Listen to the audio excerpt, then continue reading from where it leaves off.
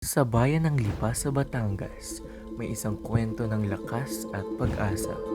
Isang kwento na hindi lang nakaukit sa balat, kundi sa puso't isipan ng taong nagdadala nito. Sa likod ng isang balat, naroon ang istorya ng isang taong hinarap ang kanyang pagsubok at natutong yakapin ang kanyang sarili. Ako si Rain Fabian at ito ang konteksto.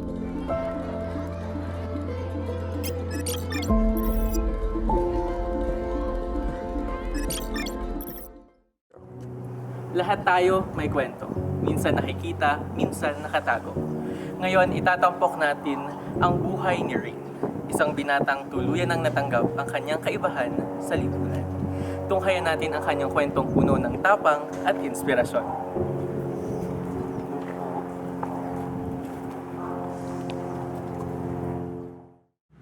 Ano yung naging reaction mo nung nag-iisip ka na parang hindi na pala matatanggal yung birthmark? Ang pinaka-initial reaction ko nun ay parang siyempre may birthmark sa mukha. Merong something na hindi normal. So feeling ko magiging iba ako sa kanila and parang yun ang kinakatakot ko dahil parang ma-left out ako. Ganun. Naisip mo bang ipatanggal or mag-undergo ng procedure para sa iyong birthmark? Yes, naisip ko yun siguro. Nitong medyo na ako, nasa elementary, naisip ko so ipatanggal, yun ang pinaka. If I can ask, okay lang if malaman kung bakit hindi ko na itatanggal. Siyempre sa lahat, pera. Oo, sobrang mahal ng and parang sabi din daw is nung yung pagpapatanggal din daw ay parang kukuha sa ibang parte ng skin ng katawan. So, naisip ko yung parang ang sama naman tingnan ko yung hindi na, parang hindi rin kaakma ng face ng skin ko yun sa pinagpalitan ko ng bata. Sa murang edad, hinarap ni Rain ang hamon ng mapanghusgang mundo. Naranasan niya ang bigat ng panunukso at diskriminasyon. Sa bawat hakbang niya sa mundong ibabaw, kasabay nito ang mga bulong, tingin at tanong na hindi niya gustong marinig. Yung hindi ko makakalimutan na ay grade 1 ako and parang paglaro ako sa friends and parang dami nila lalaro and parang napagtripan nila yung balat ko and parang tinawag na may bangaw daw sa mukha and tas tawag din nila sa akin ay bonakid kasi nga may ganon yung may din sa mukha yung and parang tapos Ano yung naramdaman mo ng mga oras na yun? Mga panahon na nararanasan mo yun?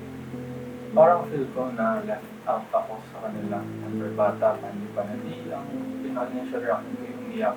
Dahil, siyempre, pinubuli nga and dahil parang nawawala ng kaibigan yun dahil lang ng balat ko. Nagalit ka sa mundo? Hindi naman.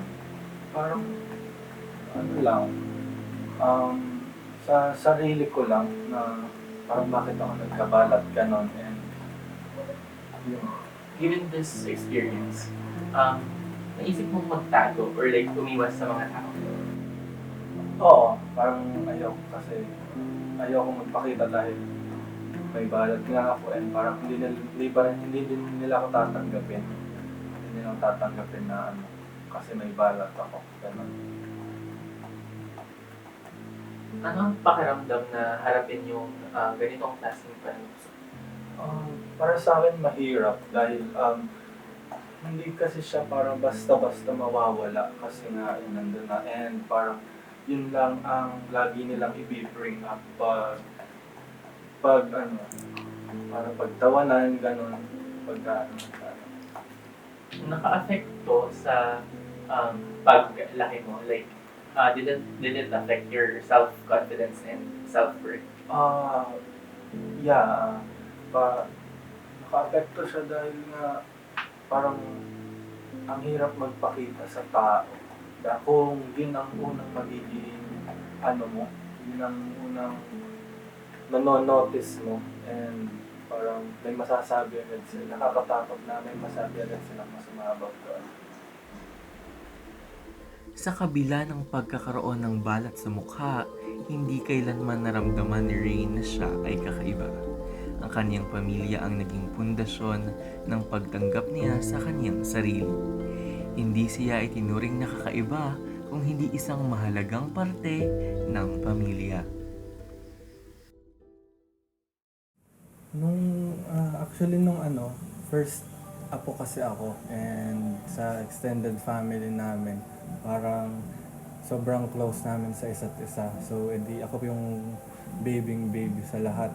Kaya parang halos lahat bigay.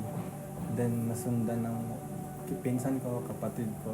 Kaya nung paglaki namin ay parang sila ang kasama ko paglaki, na masaya kami, and parang hindi ko na-feel na may birthmark ako sa mukha. And kahit sa mga sa mga ninang, ninong, tito, tita, hindi nila pinapamukha sa akin na may balat ako sa mukha and kakaiba ako dahil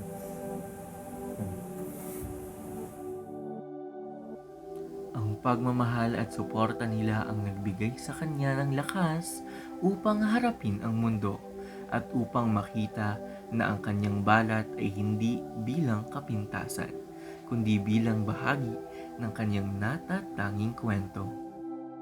When did you fully accept your birthmark? na fully accept ko siya nung mag-high school ako, kasi parang naramdaman ko nung elementary ganun na parang walang patutunguhan yung pagiging malungkot ko about yung nga sa birthmark, and parang hindi na din bumabaon yung mga sinasabi nila. So parang nag-change ako ng mindset na what if sabayan ko na lang din sila, ganon, na sabayan ko na lang din sa mga jokes nila, or kahit sa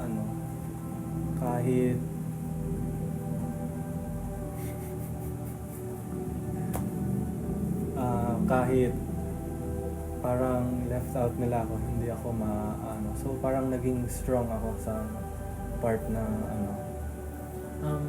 Sa ngayon, how do you see your birthmark? Like, part na ba siya ng identity mo? Yes, kasi parang gusto ko laging ngayong tanda na ako, graduate ng high school, parang gusto ko laging mag-leave ng mark sa people. Like, kunwari,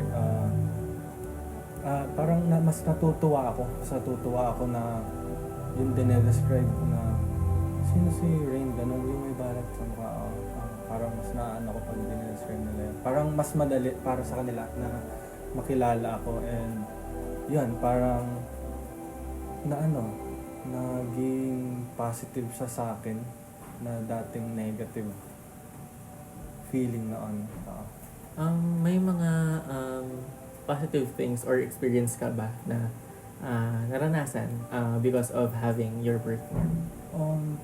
Nung na-fully accept ko na siya, parang doon na ako nagkaroon ng real friends na tatanggapin talaga ako, and parang doon nila pinaramdam na belong ako sa world, sa mundong to, na okay lang na may balat sa mukha, ganon, and okay lang magsaya na kahit kakaiba, kahit hindi naman talaga. How was your interaction with strangers? First yung sa pag-enter ako, nakikita ko yung stare nila, yung pagtingin nila sa akin, na parang sa birthmark ko rin, na may malaking question mark na ano yung nasa face niya, ganon. Do you think society views people with visible scars or birthmarks parang paano biniview ng society yung mga taong may visible scars or burn Ah, marks? Siyempre, ang unang ano naman yan, parang judge ka muna eh. Judge muna kung ano yon, parang hulaan. And parang hindi naman siya ano eh. Hindi naman parang sasabihan ka agad ng masama. Parang magiging curious lang sila na kung ano yung naandun sa Facebook. Oo. Do you feel that people focus more on the appearances rather than the person inside? No. Ngayon, lalo't matanda na tayo, eh, siyempre nagpo-focus na yung mga tao sa kung gaano ka kabait, how you talk talk talk to people, ganon. Oo. Siguro anong advice ang maibibigay mo to someone who might be going through a same experience? Yung pinaka-ano ko is be strong, believe in yourself, and change the negativity that you're feeling to positive, kasi walang patutunguhan yung kalungkutan na mararamdaman mo. Thank you so much po. Ang kwento ni Rain ay isang paalala na ang ating pagkakaiba ay hindi dapat maging hadlang, kundi isang lakas na ating maipagmamalaki. Sa kabila ng diskriminasyon at panunukso, natutunan niyang tanggapin at mahalin ang kanyang pagkatao. Salamat sa pagmamahal ng kanyang pamilya at sa kanyang matatag na paniniwala sa sarili. Sa bawat marka, may kwento. At sa bawat kwento, may inspirasyon. Naway ang kwento ni Rain ay maging paalala sa atin na higit pa sa panlabas na anyo ang tunay na pagkatao. Ito ay nasa tapang, pagmamahal at pagtanggap natin sa ating sarili. Ako si Rain Fabian at ito ang Konteksto. Maraming salamat sa inyong pagtutok. Hanggang sa susunod nating kwento.